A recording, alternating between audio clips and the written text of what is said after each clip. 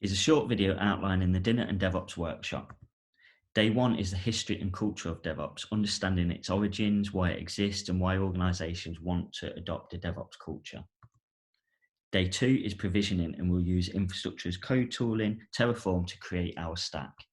That stack will be on AWS, where we'll make a VPC with 2 availability zones, public and private subnets, and on that stack we'll provision EKS.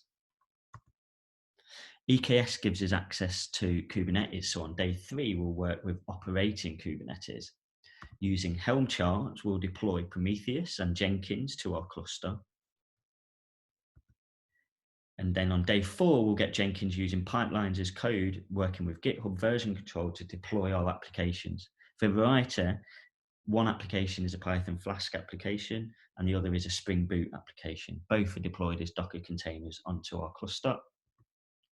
And day 5, we'll look at finalizing with observability, such as centralized logging and monitoring with Prometheus. To get involved, search Tech Returners Dinner and DevOps, where you'll see a bit more about the workshops and the sign up link. Look forward to seeing people there.